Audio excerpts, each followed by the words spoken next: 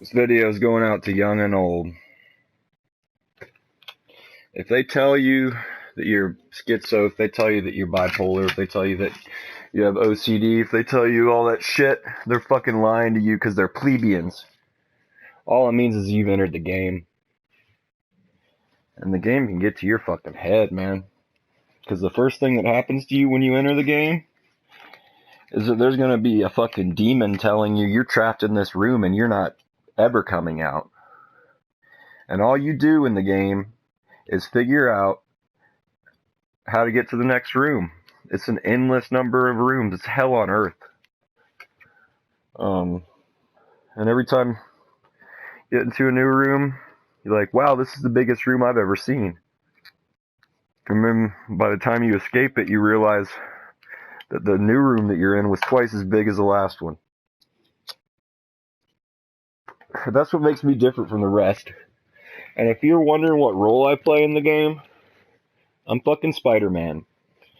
I'm just a nerd, Peter Parker, and I was bit by a spider a long time ago named Nick Delagrange. He was killed by the police, but he was the most honest, loving, kind, gangster man that I have ever met in my entire life. And he has more influence on me than anyone I've ever met in my life. He protected me. He taught me that it was okay to cry. He taught me that it was okay to wear a tracksuit and it was okay to break dance even though you're a punk rocker.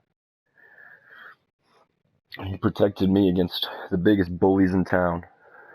And that's a vital part of the game, because those who aren't aware of the game are helpless against those who are in the game. And right before he died, he had reached a sort of spiritual redemption. But he still was haunted by his past. And there was some DJ equipment in his car and some wires and stuff, and the cops thought he stole it.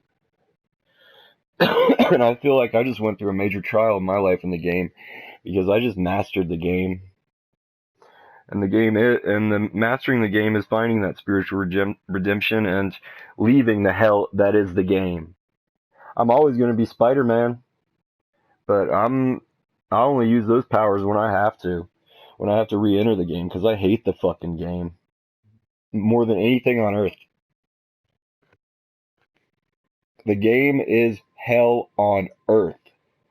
It's a fucking video game where you can't be surprised if a gigantic monster is right in your face out of nowhere. The dancing demons were 50 feet high, and that is not an illusion. And you've seen me play guitar.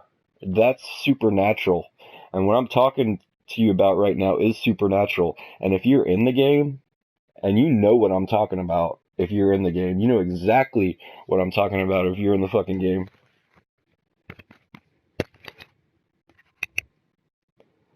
Get out of it. What good is it doing you?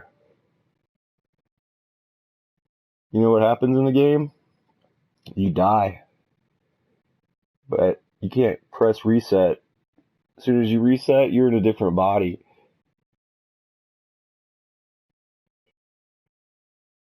I walked right by the Dalai Lama, looked at like him like he's nobody else, because Bloomington is the sister city to Tibet. And did you know that one of my best friends, well, two of them because they're twins, is Jamie Lee Curtis's niece. And I thought about the way these people have been treating me, Tony Curtis's granddaughters, and I'm too big for this.